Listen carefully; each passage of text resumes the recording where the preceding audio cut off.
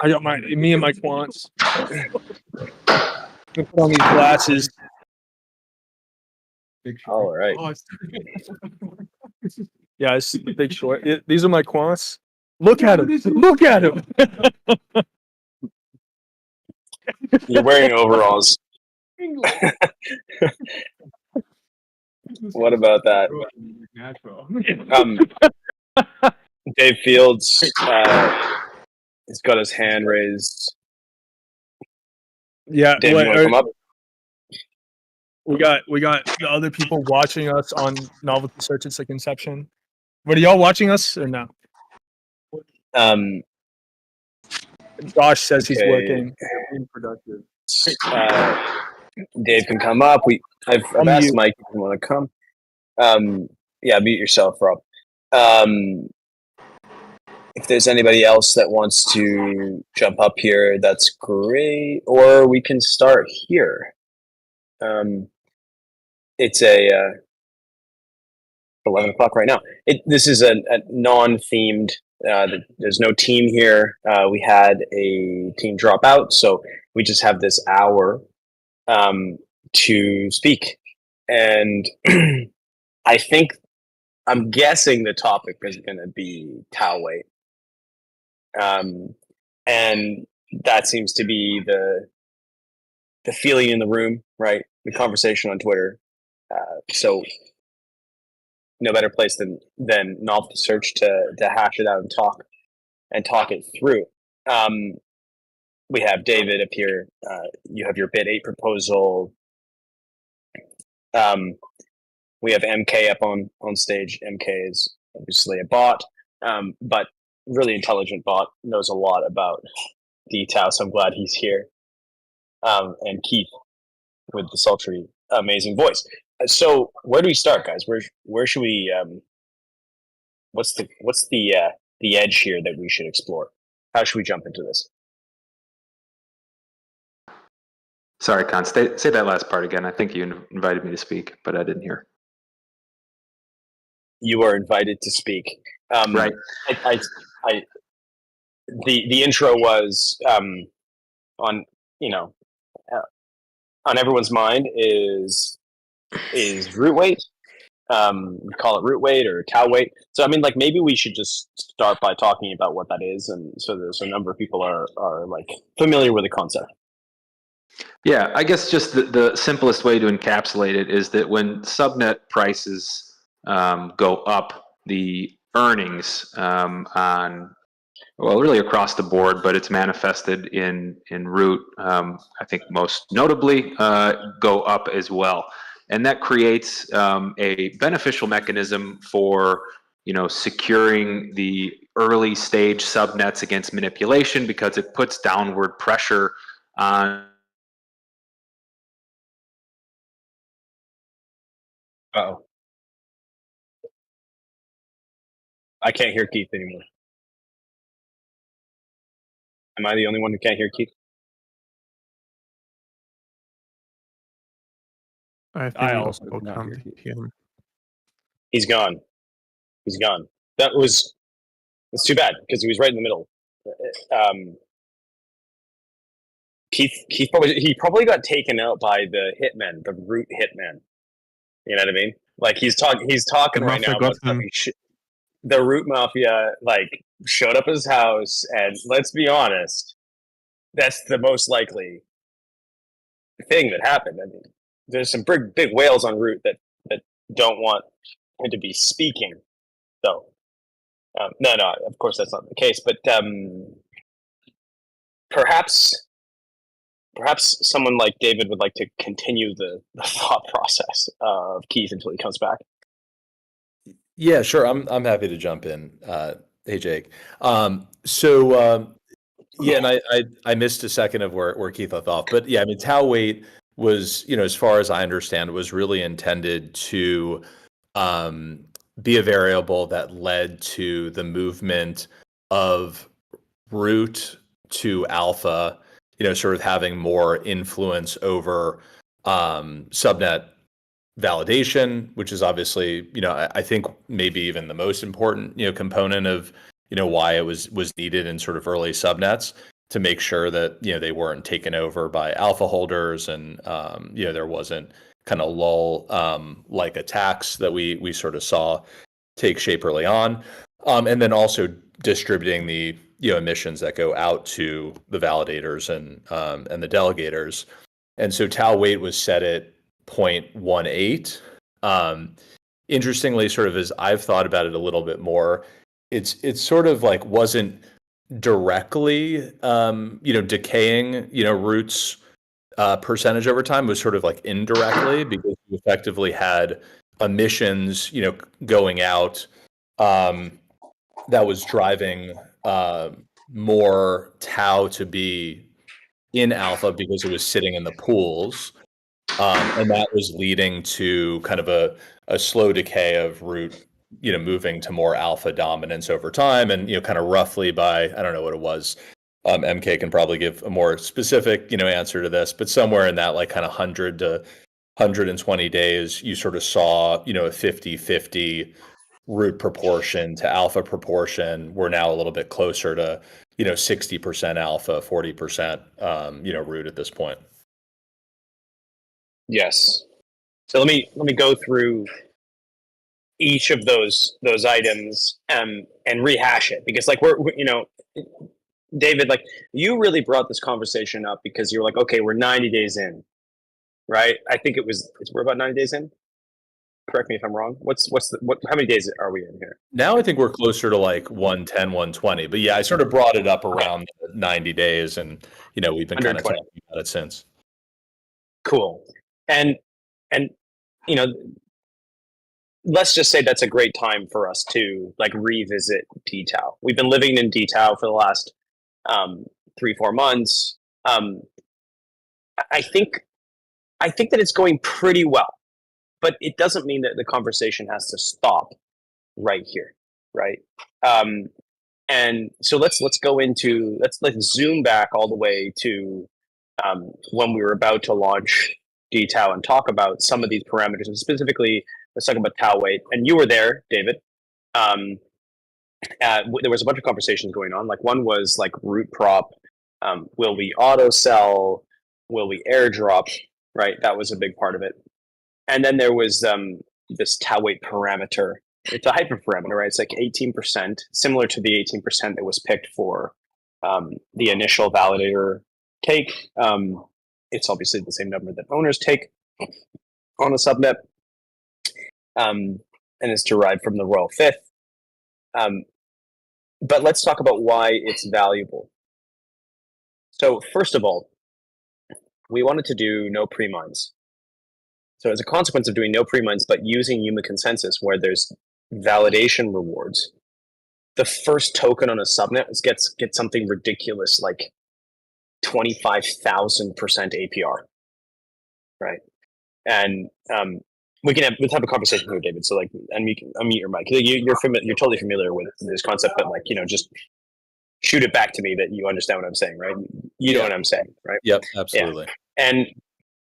And then there was, and as you said before, it's like it's also the fact that like if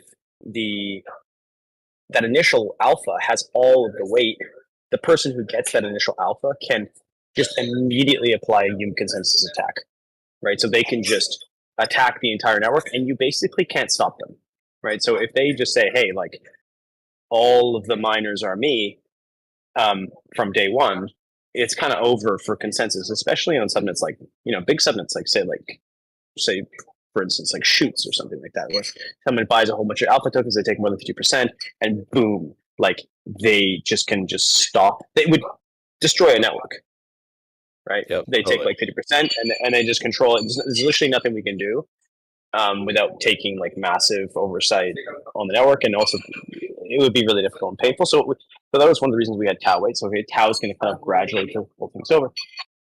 And then another thing that's let's talk about tau weight itself. So airdrop or no airdrop with tau weight, we needed a way that there's sort of a give and take between the subnets and tau, in the sense that the subnets are competing for tau emission, and we need a signal in order to distribute the emission of tau, right? So what and where are we going to put the tau emission that's going to incentivize and drive the network and add liquidity and make the network efficient, right? So we use price. Now, price is a heuristic, right? Ultimately, what we would like is to get to the ultimate truth about what a good subnet is, right? Like, okay, some AI on chain that determines like whether or not David, your subnet is good and valuable to the long-term success of the Tensor network. But we don't have that. So markets are great opportunities to use. Like they're great tools to use to actually do, truth discovery from a variety of distributed participants. But the markets use prices, and prices are volatile things. And if let's imagine that we were to say not have tau weight. The subnet starts with one token. That person takes all the tokens.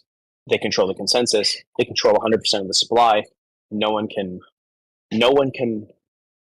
own any of the token emission. Someone can very easily just pump their prices up to just about infinity. This was what we saw in the first couple moments of DTAL, right? They push their prices to infinity. So in order to manipulate this game, we knew that the first thing they would do is just try to push their prices to infinity and maintain their prices at infinity to maintain all of the emission of BitTensor. And that would obviously be negative for BitTensor itself, because now everyone has infinity, right? And whoever could constrain their supply and constrain sell pressure would be the person that could maintain the price for the highest and longest period of time. So tau weight also provides this feature, you might say, where it's guaranteed sell pressure when airdropped or not airdropped, because if it's airdropped, you also have people that can sell it when they choose to, or you have it just automatically sold as right now.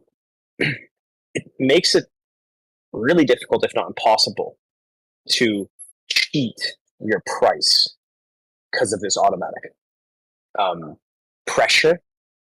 And if you push your price to infinity, right, imagine how much tau it would require to maintain a price in order to cheat the emission schedule, right? Like, so that's the reason for the sell pressure. But no one's disagreeing at this point, right? Because David, you would totally understand this concept, right? Like Keith understands the concept.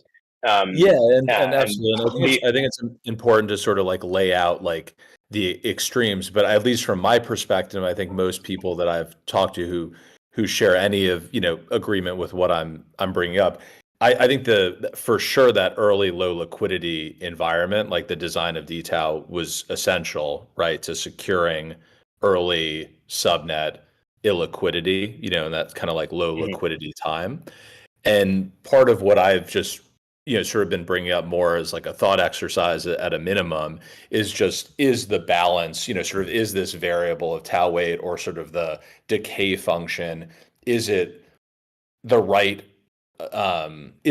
decay function now that we have a bit more data, we've tested on prod, we've seen the results over 120 days, and is this kind of setting things up not just for like subnets that are already here, but like subnets that will launch in a year from now and have face sort of this same challenge over however many months, sort of that root selling pressure is pretty meaningful. Yes. And while you're speaking, there's also something else that I think that is important. So let's imagine the extremes here. Let's like let's go to 100% tau weight, and let's go to 0% tau weight, and imagine what the world looks like in both the scenarios. So at 100% tau weight, basically, well, number one is that the subnets don't have an alpha token that has any value, right? So it doesn't provide you any access to the miners, and there's also 100% sell pressure on all of your APR. Clearly, the economics make no sense, right? We can all agree that the tau weight of 1 is not good, right? No one's even going to start there, right? Let's imagine tau weight of 0, right? So at tau weight of 0, one of the qualities is that tau itself has no value, right? So it's a medium of exchange, and that's valuable, right? So it positions itself as the place in which people have to buy tau in order to buy subnets, and that may be enough to prop up the value proposition of tau. But tau weight also gives tau sort of like as Keith, what did Keith, he did a meme about it. It's like it's Scottish law with the English, they sleep with your wife first. What's that called? Prima nocta. Prima nocta. It's so funny. I'm sorry. It was really good mimetics, man. I really appreciate that. That was really good. I was like, oh my god. But it as tau having weight inside the subnets, let's say it's some value like 0, it means that it doesn't have access to any of the digital commodities, right? So, another aspect of us picking a tau weight in the first place was recognizing that we're severing tau, which previous to dtau had 100% bandwidth into all subnets, and the idea was to slowly sever, like trade, right? It's like a trade for tau to have a more functioning dynamic ecosystem, right? But in exchange, it gives up its control, right? And we said that number should be 0.18, right? Yep. But that's quite significant, right? So like, and a nice consequence for tau for having a non-zero tau weight is that if the mechanism, if the subnets are doing really well, right? If this mechanism is successful, tau does well, right? And that's why we see, when the prices go up, the APR on tau goes up as well, right? Because it's sort of like it's feeding off the success of its own ecosystem, right? Making it a bit of like a basket commodity, right? It does well across this basket. And when we did the initial simulations for dtau, we did a lot of simulations. I simulated this thing for like 7 months, 10 months straight, just running simulations.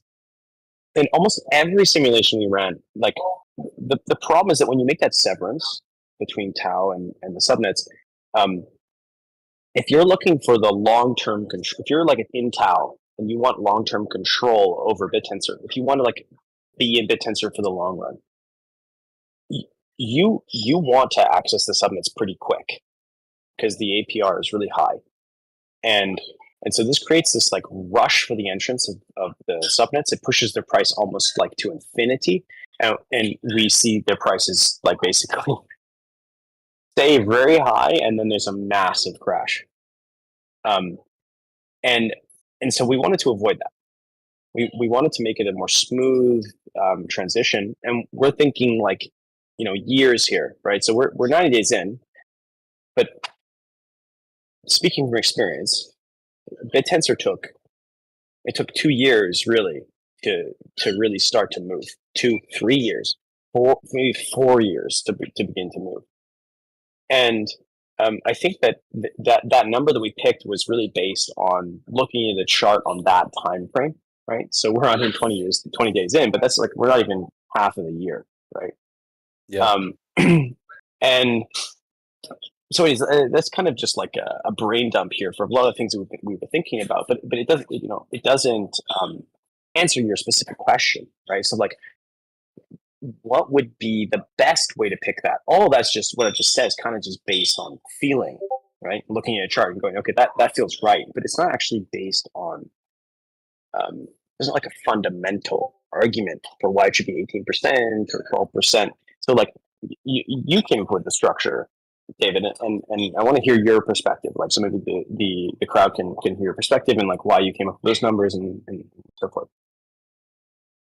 Yeah, so I mean, I and like you said, I mean, I think I'm very, personally, I'm sort of very open to like a wait and see approach. It was more about kind of bringing some attention to this and saying, is this sort of going as we all, would have hoped in terms of alpha participation? There is kind of one trade-off I want to bring up and kind of ask you about that I've just been thinking about recently. But in terms of what I was proposing, and I've gotten some feedback too on it, it decaying too fast with this proposal.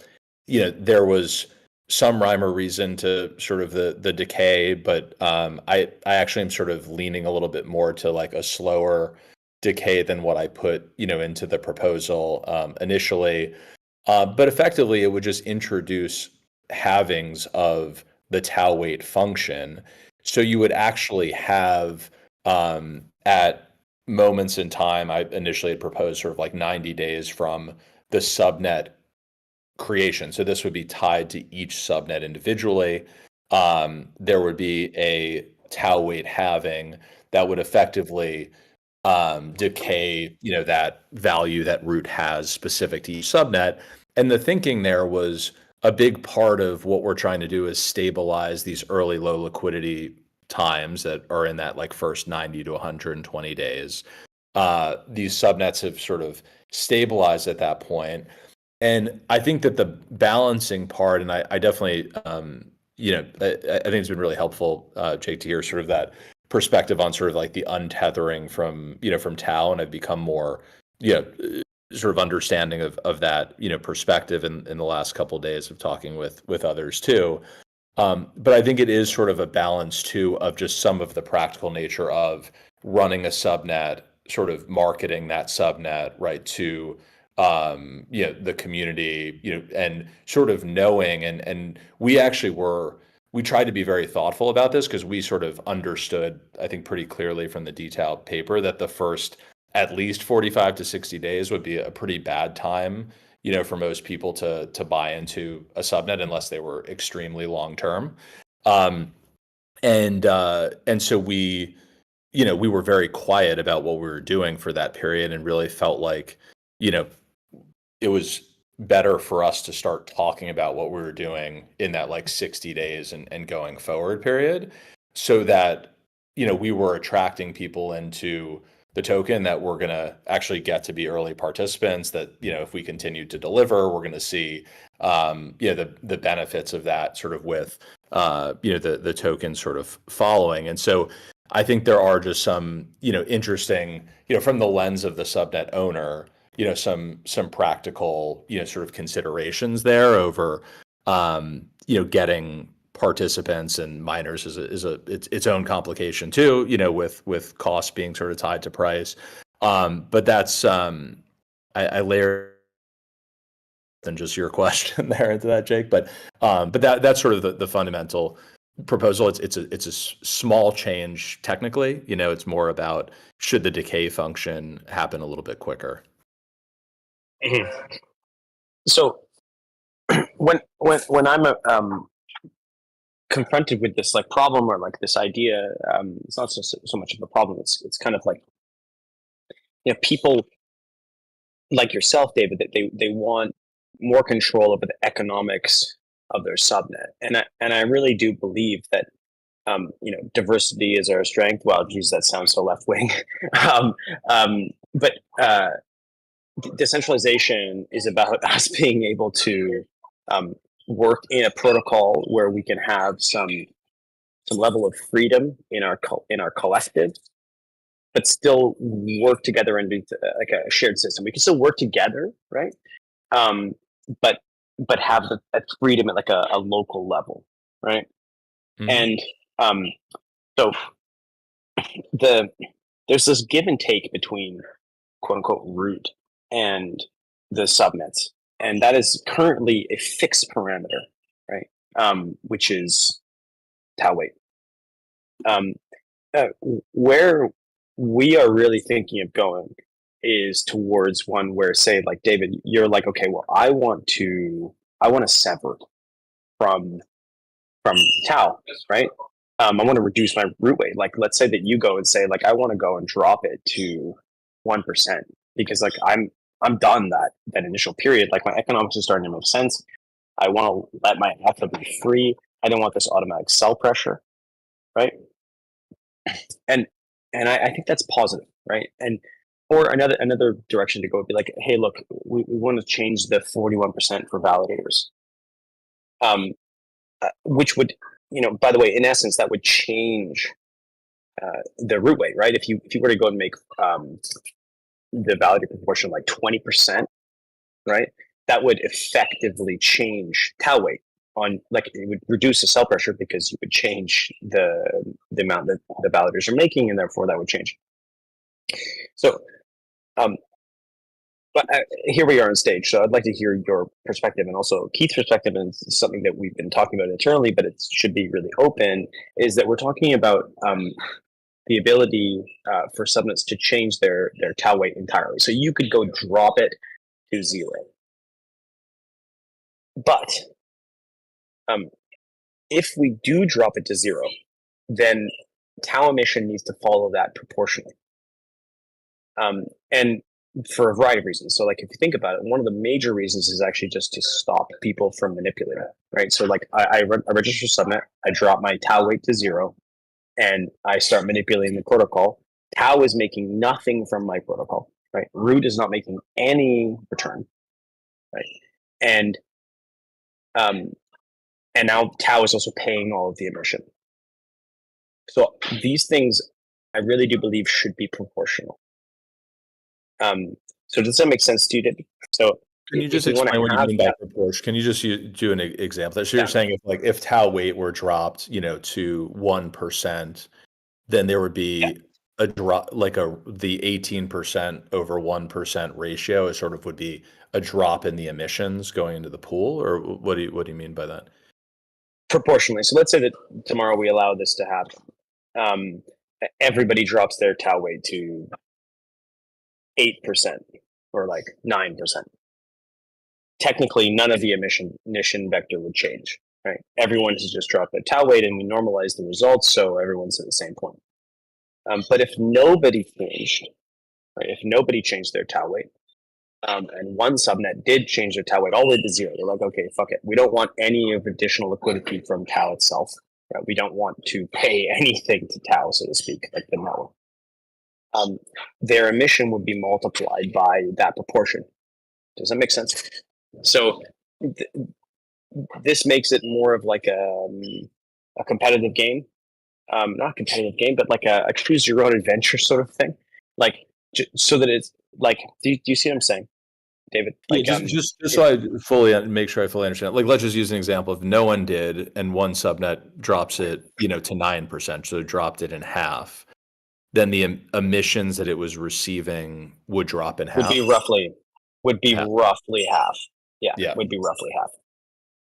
And so this would be like at least consistent with the understanding that like there's this relationship between the tau liquidity, the emission vector, and how much tau itself has control inside of something. This is something that we certainly need to do if people can change the value proportion, right? Let's say we don't even allow changing of the tau weight. If we allow people to change the value proportion, this has to be the case, right? Because people will manipulate the value proportion to reduce their sell pressure, to manipulate the prices and change things, right? And so you can see where this idea comes from in terms of the root weight, but it should probably, we do believe it should also be related to the tau weight.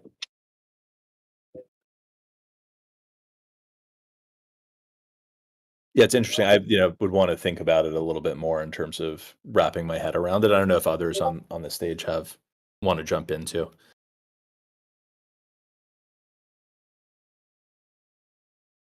Can you guys hear me okay? You're back, Keith. I'm back. Yeah, that's a fascinating thing. Const, does it work the other way as well, where you can flip it and go above 18%, or is 18% the cap? We'd probably be looking at ways of mitigating manipulation, right? So yeah, it'd be capped at like 18 or more. That's always, when we're talking about the design, like that's our major goal is any subnet owner can appreciate, is to try not to be manipulated, right? So yeah, you can't go to 500,000%. And so if you go to 0, you basically take your value off chain, right? You want to create access points for your alpha token that don't involve tau. And I know people that would do that. because it's still a great place to build, and you actually still have access to a lot of talent root that might want to invest in your product. There's no sell pressuring. There's nothing being taken out of the pool. There's let's go full alpha. People will do that. We know people will do that. But that also makes the game sweeter for people that do want that liquidity.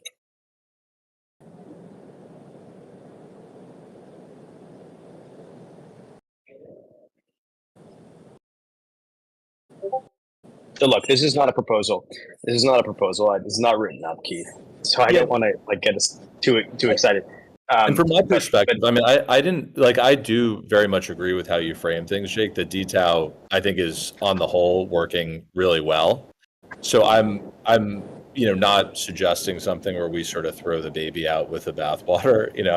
I think in my view, it's more about refining around the edges. Yeah, and some of those. I mean, to sort of ask you, I guess, another question. Like we've made that variable change to minor emissions. How do you think that has sort of gone from your expectations, so far? Right.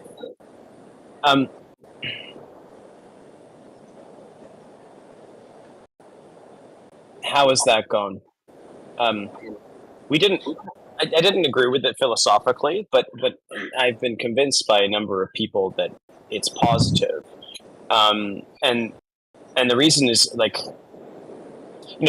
someone typed in, I think it was JJ, he typed in, he said, e-Tao. It's like expressive Tao, this concept of like, people want to express different types of economies.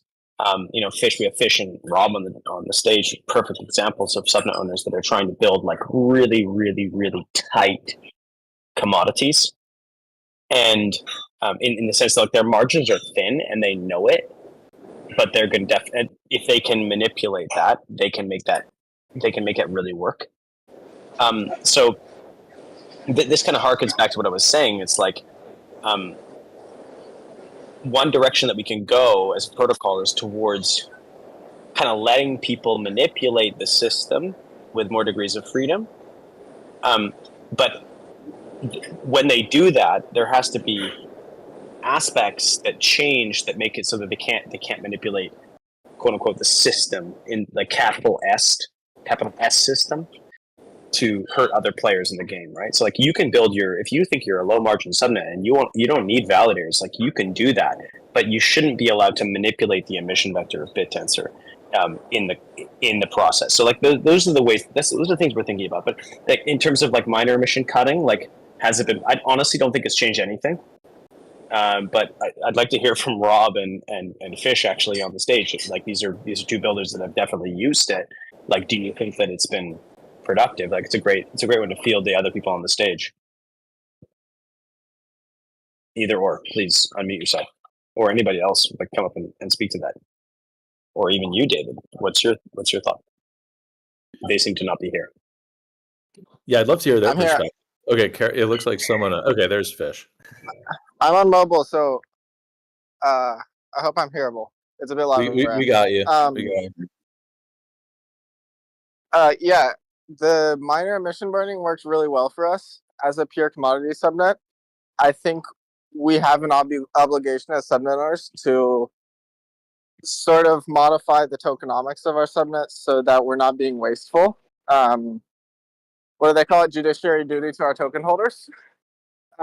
Because if we don't have the demand for the commodity yet, as we're still scaling up with marketing and getting the UI and UX correct, we shouldn't pay for thousands of GPUs on the subnet if people are only going to buy or rent like 100 of them. It's pretty wasteful in a lot of different directions, especially on the miner side, but mainly on our token side. So it's something that we should definitely modulate over time with our demand. It's something that I'll be decreasing over time as our demand goes up. Right now, I think we have something like still only 40 or 50% of the machines rented. It changes a bit day by day, but I don't want to be in a position where we have 50,000 GPUs and only 1,000 are being rented.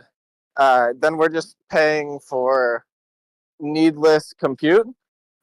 Obviously, my subnet has a very specific use case with a very specific commodity, but I definitely agree that all subnets should have the ability and freedom to change these parameters so that their ecosystem makes sense and the tokenomics make sense for them.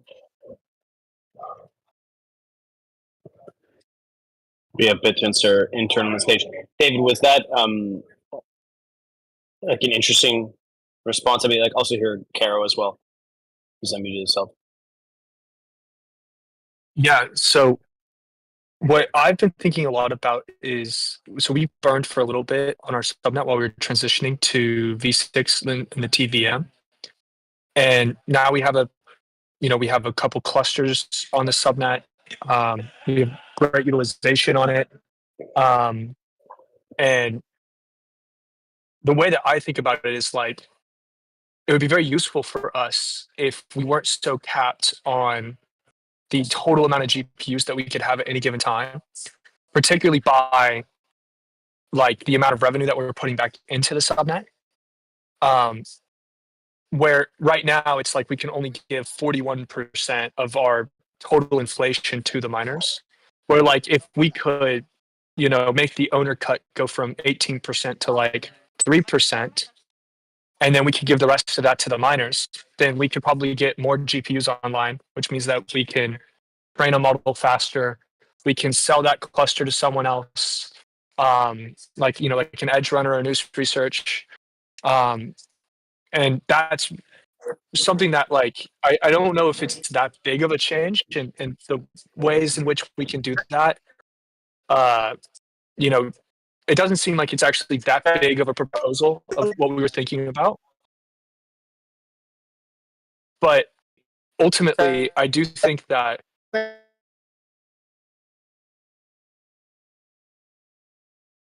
Fisher. I think that he's lagging.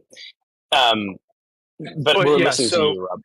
Continue. Yeah, so basically, the way that I'm thinking about it is like it would be nice if we could modify some of these parameters so that we could, if you were like a research subnet, right, and you wanted to have a larger owner cut, right, like that might be useful for teams. And so I think that just being able to express yourself and the way in which you want to do your subnet, a lot of people I've talked to about BitTensor subnets, like, the thing that kind of turns them off about doing BitTensor subnets is that there's a lot of these sort of quote unquote opinionated things about subnets. And so it's like, well, why not just start my own chain? And in fact, I actually think that's kind of the reason why you chose Substrate instead of doing like Cosmos when you were originally building BitTensor. And so the more features and tools that we can add into, the ability to, when we're building subnets, I think the better. And so, yeah, that's just kind of my take on this whole thing.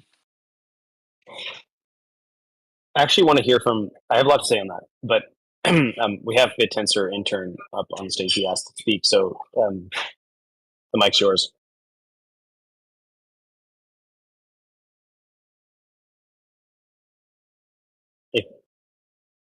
BitTensor, you thought it was a joke? I'm as real as your favorite subnet's desperate search for emissions.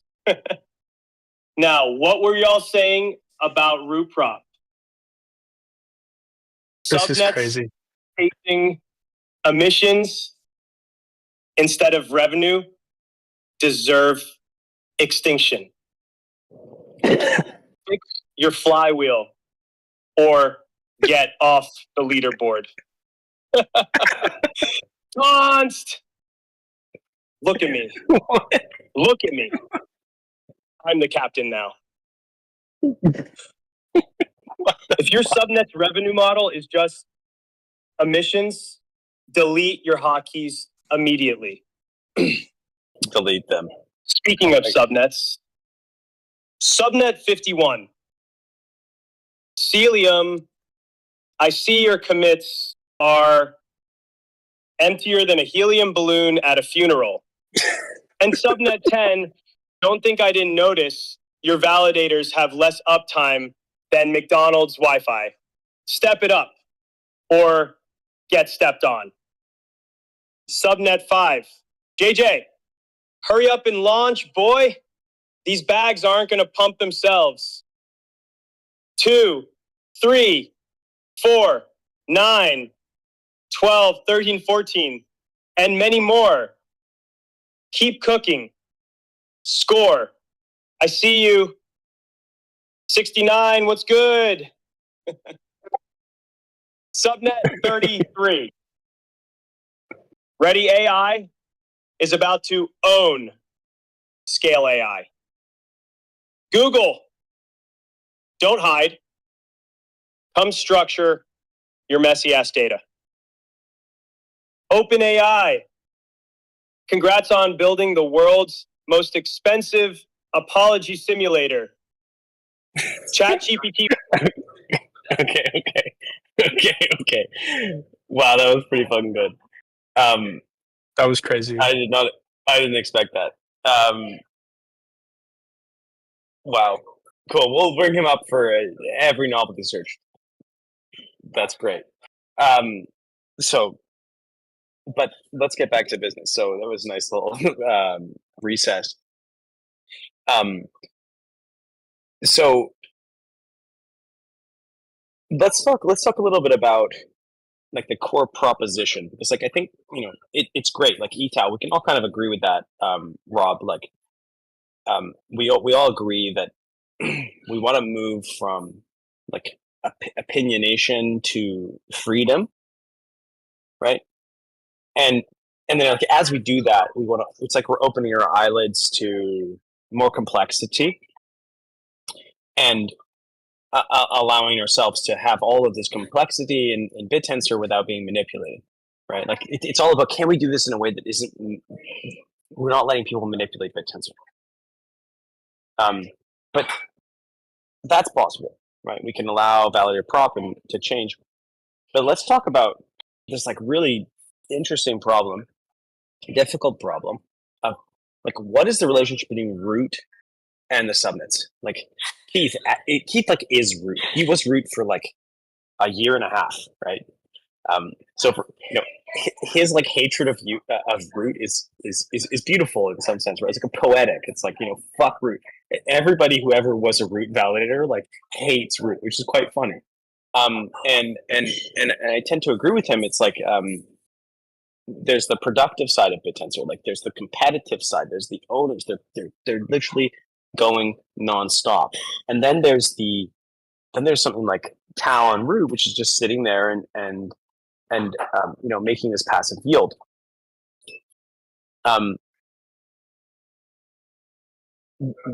What's the right yield? And I don't know the answer to that question, but clearly there's this kind of schism arising. Because Keith, like your proposal this week was there shouldn't be any yield at all, right, Keith? Like if I'm correct, like that's kind of what you were saying. Like your proposal is that initially, but burn. Go ahead. Go on. No, you. Yeah. I was just going to say that initially, I think I did get a little bit emotional, and it probably was something along the lines of, burn root to the ground. But eventually where I landed is that as long as whatever root is earning isn't tied to the success of the subnets as an opposing, sort of incentive force, then we can, I think, as an ecosystem, come up with a fair APY for root that goes down over time, similar to what we have going on with root prop. But it's the anti subnet success part that encourages flight from the subnets after a certain amount of value creation that is my sort of, that sticks in my craw. Okay, so let me push back a little bit on that, Keith, because I don't think that's really the right angle on this problem. Because the APR term, right? It's like how much do you make by holding a single alpha, or how much do you make by owning a single tau? Both of those values go up when prices go up proportionally, right? So I don't believe that it is the case that if the prices in subnets go up, people are going to pull back to root because their APR is higher on root, because it's not true. Well, it's at least proportionally the same, right? Like in dollar terms or even tau terms, if the prices of subnets go up to 10 times tau, right? The APR on alpha tokens is still 10 times higher, just like it is on root. Do you see? Yeah, and I totally get where you're coming from with that, but the problem is there's a multiplier there of value associated with alpha and root, and alpha and tau, and because tau has zero opportunity for value loss other than the value of the token itself, which of course alpha has as well. Like that zero risk, if you give someone an APY in like the 20s, 30s, or 40s, even though on the other side maybe they're at 150 or 160, but there is risk, the zero risk with the APR layered on top means that you will get the flight back to it. It's just how kind of like the human mind, associates value with things. It's like, well, okay, I got risk over here, but I also got, huge potential for reward. On this side, I have no risk and I've got good reward. So that's why we like the market mechanism that we're seeing of this actually happening now 3 or 4 times is the proof that that's how people think. But that's also patently obvious, Keith. Like when prices go up, the risk-reward ratio changes in any market, right? Like, the price of Microsoft stock has gone up, right? Like, there's more risk now associated with the higher price. That's not foreign to markets, right? I don't think and also let's recognize that one of the reasons this has become an issue is that root prop is auto sold, but if it was not auto sold, people would I suspect that people would not even be talking about it. They wouldn't even think about it, but it actually would be the exact same.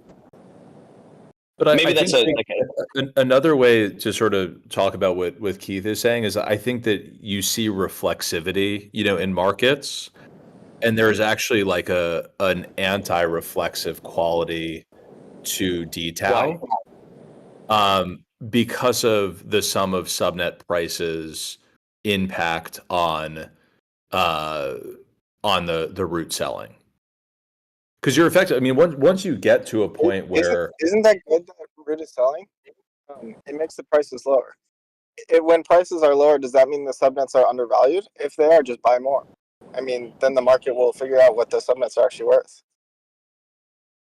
Well, it's a buying opportunity. I know you were the one who kind of should be good for y'all as subnet buyers. Yeah, so Fish, you had sort of convinced Jake, as far as I remember, to sort of uncap, right, the really anti-reflexive thing, which would have been always bringing back some of subnet prices, which I know was kind of the design going back, a handful of months ago. So I'd love to understand your sort of thinking on why you didn't like that design, but you think this doesn't have some of that dynamic still. I guess I'm always the contrarian here, but I love root prop, honestly. I love that subnets need buying pressure, they need demand to be able to maintain their price.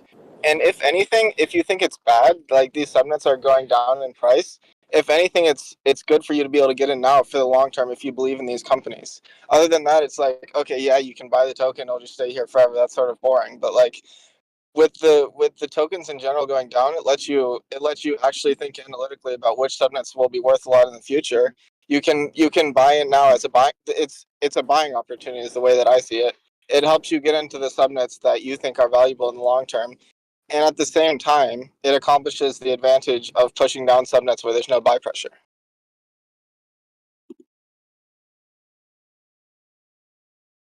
Some subnets also don't have a working product. They don't have anything that functions, and they are problematic on the exactly. network. So and they should be sold.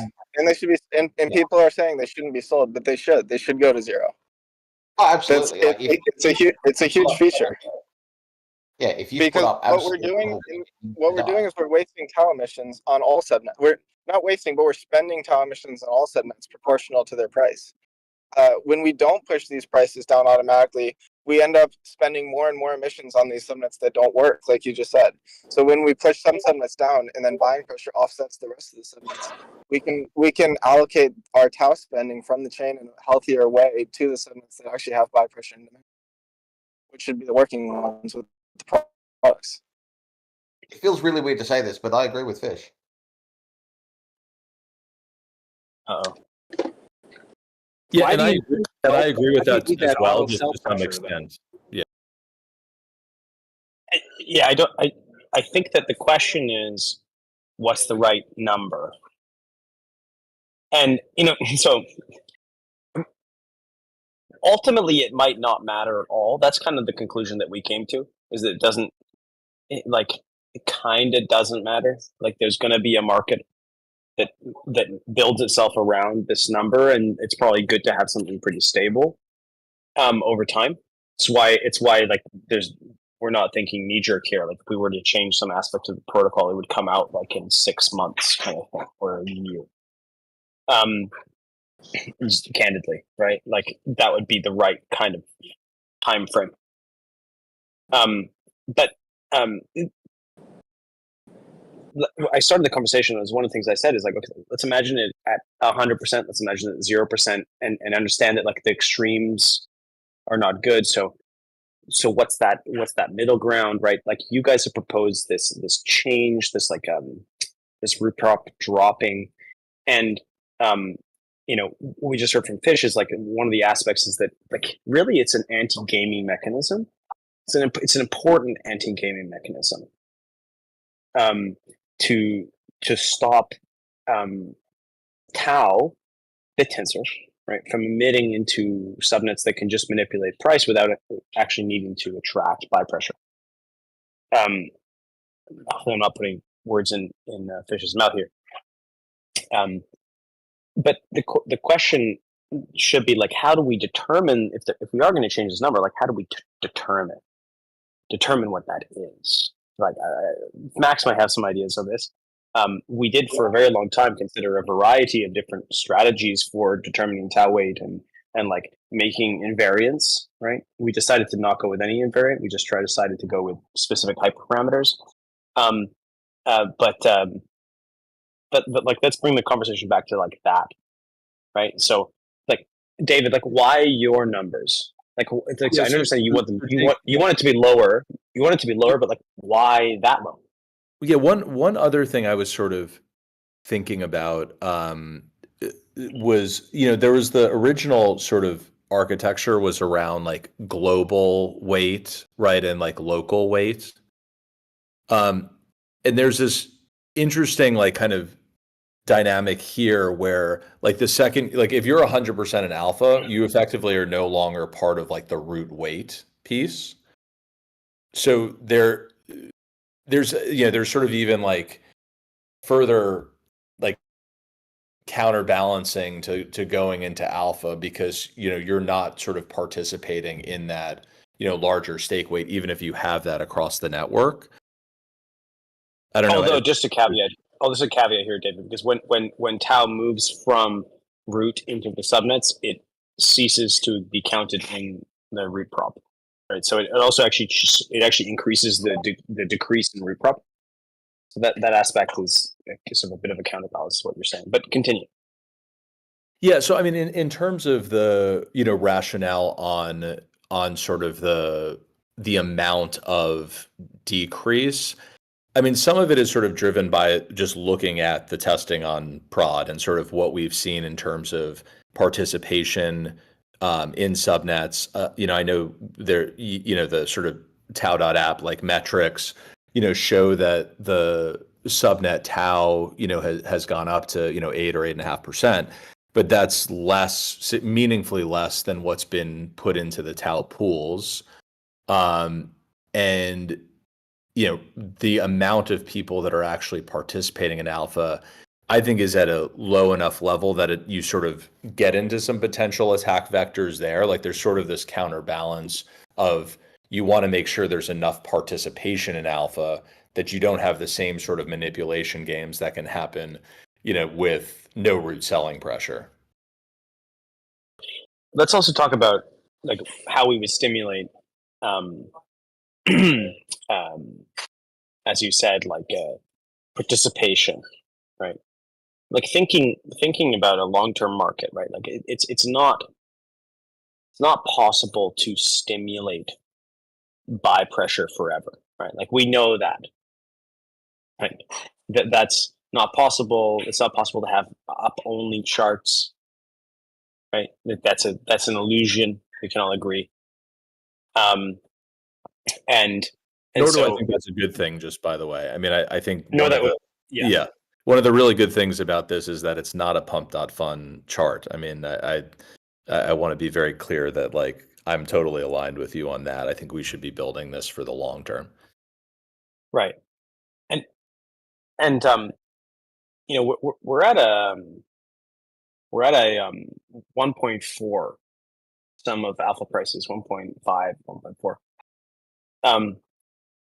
There was an initial explosion in the prices when the liquidity was super low. People were trying to game the chart, and it dropped then from about like infinity down to about 1.1, and now we're at like 1.4. So there's a counterpoint. Like from a zoom out perspective, is it not the case that we are actually, if you draw a linear line through that graph, like we're on the uptrend, we're on a smooth uptrend. Like, is that not enough? Is it possible? I'm just thinking, like David, like that the reaction to like this parameter is potentially premature, right? Yeah, and that was sort of why I agreed with what you wrote about, sort of patience. And I think it's a good thing for us to sort of discuss it. I'd love to keep monitoring it. I got called out a bit for like people thinking I wrote about this at subnet prices being equal to 1.4. I mean, I started writing about it at like 2.2 and thought it was something that was still a little out of balance. But I'm sort of with you on, I think this is something for us to kind of keep an eye on versus necessarily has to be, changed immediately, that there's something, systemically wrong here. But I think there is this balancing act. We're talking a lot about things in terms of the extremes, which I'm definitely not suggesting. It's more, is there sort of a manipulation of this that, and I sort of laid this out too in some tweets, where it is also quite possible that we could implement the halving that I suggested, and both root is better off and alpha is better off in terms of the root APY, Right. and because some of subnet prices is a mitigating factor, and I wasn't suggesting we change that. So I don't know that, I'm sort of like, I've come to believe with BitTensor that testing on prod is the only way to really kind of see what's going to happen. And here we are adapting in prod, in true BitTensor fashion. So David, like I did read your proposal. There's another aspect here where it's kind of like we're playing things out. We're gathering information, and I wouldn't say that we're anywhere near a point where we should be like, okay, oh God, this is like the end of the world. I think that the prices went up, they went down. This is a market. We're discovering that market, and if we're going to manipulate parameters of it, we should probably be very careful about becoming a system where the market tries to manipulate the market makers, right? Like that could, am I going to say good morning when I come on Novelty search or not, or good afternoon, right? Like that would be a bad system to create. You would agree, right, David? Like, yeah, and I'm with you. I'm with you on a little on the patience too. Mm-hmm. Totally. We have Max on stage. Like, let's hear some other voices as well on these thoughts. Yeah, one question. I was also going to say it might be interesting to talk about sort of the capping of subnets, which I don't really have much of a perspective on, but I know it's been something that's also been discussed. I just have one final thought on the root prop thing. I just want to volunteer. Like we've spent a ton of time modeling this thing, and like we have a bunch of differential equations that describe it. So like when we come up with the objective thing that we're trying to optimize for, you know, for instance, like let's say we want to guarantee that root prop APY or root APY is, you know, a certain percentage, we can do that and solve this differential equation. But through months of discussion, we don't know what the thing we're trying to optimize for. We just know the positive benefits of having this root prop. So you know, it's something that we can solve. We just need to explicitly state what we want. Yeah. I think there's one more thing, maybe if I could add something for root prop. Yes, jump in. So like something I was thinking about, and we like root prop and like dividends for root changed so much over the last year before detail came out. Like in the beginning, it was the global weight kind of stuff, and at some point as well, it was where global weight would have decreased from 100% to 50% over a year, then over 6 months or something, and then came tower weight, and at some point even tower weight was set to 5%, 5.26. And later on, it was decided to go back to 18 because higher is better than lower, because it's easier to decrease it than increase it later on. And something I was thinking is, what exactly is root really providing, for example, long term, after it doesn't limit the APY anymore that much, and after it is not providing any consensus security, so like long after that. Because for example, right now with tau weight at 0.18, after a year, root prop is still at, I think, something like 18%, but they don't really provide anything at that point anymore. Well, let's talk about that. Tau root, right, is providing its inflation, right? Like that's the proper way to think about it. Tau is diluting itself at 7,200 tau per day, with the interest of trying to stimulate and create an ecosystem of creators and owners that build value here, right? And it adds liquidity to those pools. Like that's our trade.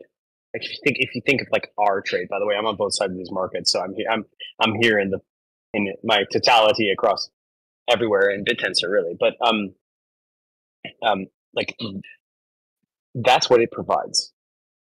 Tau is providing like massive amounts of liquidity into BitTensor, and so in exchange it gets that weight, right? One of the things that like I think is maybe the most concerning, like this might elucidate a solution for us, and like a good way to set this parameter is the fact that like if you go to tauapp.com or tau.app, sorry, tau.com, if you go to tau.app, like one of the things that we are seeing is a divergence between the amount of tau emitted and the amount of tau that's in the pools, right? So there's like we're like 18% or 23% below what we've emitted versus what's in the pools, and it does suggest that perhaps that actually tells us that that tau itself is sort of extracting more than it's putting in.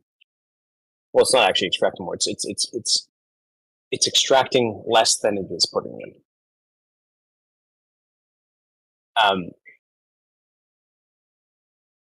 Perhaps those values should be the same, right? Maybe that's the invariant that we should follow, right? That 100% of the emissions should end up in subnet pools, and not being put on Root, because Root shouldn't be paid for any more than it is incentivizing. Does that make sense? Yeah, and given that you like once the alpha nominators surpass the stake of Root, so basically the alpha nominators have the consensus on the subnet. From that point on, the Root doesn't do as much as it it doesn't have to be that much more incentivized, because now alpha nominators have the say on the consensus, right?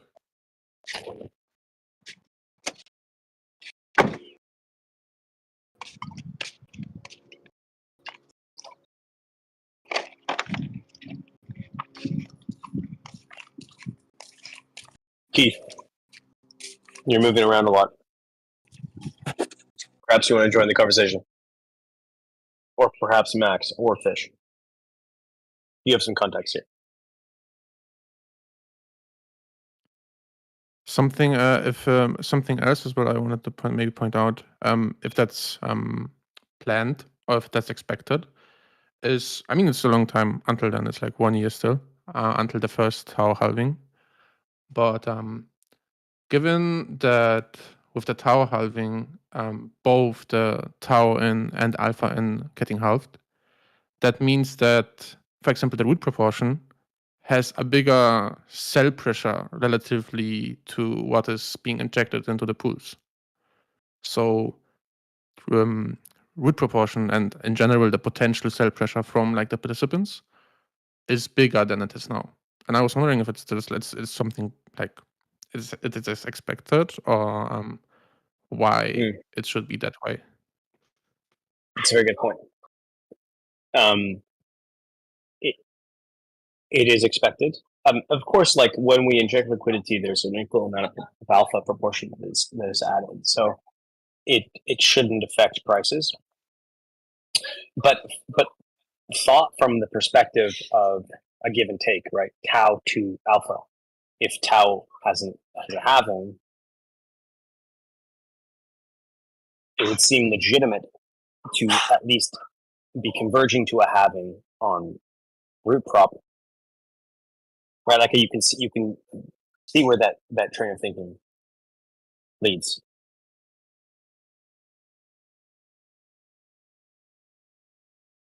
Right? Like I'm understanding what you're saying. Yeah.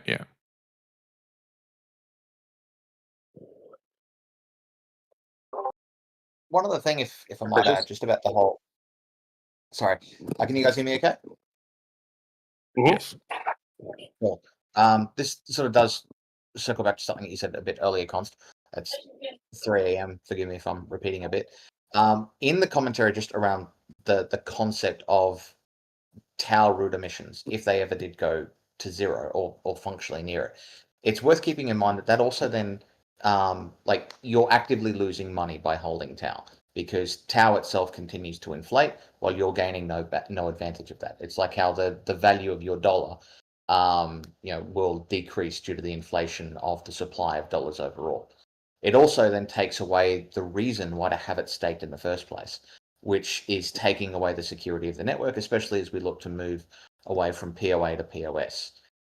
It'll drive more people to go, well, if I'm not able to get any staking rewards, then why should I even have it on my own wallet? Why should I have it staked at all? Why not just have it at an exchange and be buying, maybe buying the dips, but also dumping on every pump? Because essentially at that stage, its purpose becomes something that you are able to capture the realized value on the price volatility, which is going to end up being a suppressive factor for as we try and hope Tau number go up. If every pump is going to be capped off by investors going, well, the only way that I'm able to make money on my Tau here is by selling it when the price pumps, and in the hope that number go down enough that I can buy it back, that's going to add a significant increase in the volatility of the token itself, which is also then undermining the stability of all of the details tokens, which, I mean, at the end of the day, we talk about commodifying intelligence and all of the rest of it, but the reality is that making all of this stuff is expensive. Staff need to be paid, servers need to be paid for. at the end of the day, you can only pay everyone so much in tokens until they need to realize some of that for rent. And if there's not some degree of stability within the subnets themselves, because the price of its exchangeable token back to Tau is flying between $10 and $1,000 every 6.5 minutes, then it becomes really bloody difficult to actually hire staff, have contracts, hire an office, sign longer equipment leases that might be on better terms, because ultimately you don't know what the next day is going to bring. So having that level of emission en route also serves as a stabilizing factor, where it's giving, it's essentially paying dividends on the people that are adding value to the Tau in the first place and saying, hey, please don't constantly dump on this thing, because we do need some degree of stability in the ecosystem. So it is in some respects a rent, but it's also, as you said, it's providing an automated sell pressure on the subnets to make sure that crappy subnets are going to be pushed out of the ecosystem eventually. That's actually one of the things I miss the most about the old system of the validator voting, is that the validators whose job it is to protect the network, to keep everything working, we don't currently have a stick big enough to say, this particular subnet is cancer, I want to smack it with a stick. That I think is something that is missing. But I digress. But yeah, so the emissions en route have multiple factors, from the stabilizing factor to prevent excessive overbought volatility, to be a downwards force on negative impacts, to be an encouragement to hold for those that provided the initial liquidity and value, and to be an encouragement to remain staked, which also helps to secure the network as a whole. So it does provide multiple layers of benefit. So I strongly disagree with the root doesn't do anything, the whales just sit here. The individual players on root might not be doing much, but collectively there is purpose to it. Mm-hmm. It's important to mention, right, like the yield on Tau itself as a consequence of Tau weight, which is a product of the productivity of the subnets. All of the subnet tokens are priced in Tau, and so if Tau itself performs well, right, the tokens themselves do well in dollar terms. And I think that we've talked about a lot of the different angles on this problem.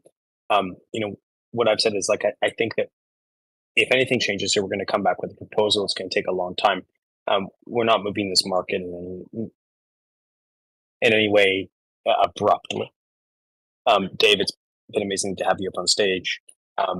Keith, it was amazing to have Keith on stage, and we've talked through some of these concepts, and hopefully that permeates out to the community. I think we've reached the end, though. Let's stop it here. It was a pleasure to have her on stage, and thanks to the audience for coming along. Everyone have a good night. BitTensor on 3. BitTensor on 3. 1, 2, 3. BitTensor. BitTensor. Yeah. Hey, let's ship. Let's do things. All right. Good night. Let's get Evil Concept on stage. Hell yeah. All right, guys. Bye.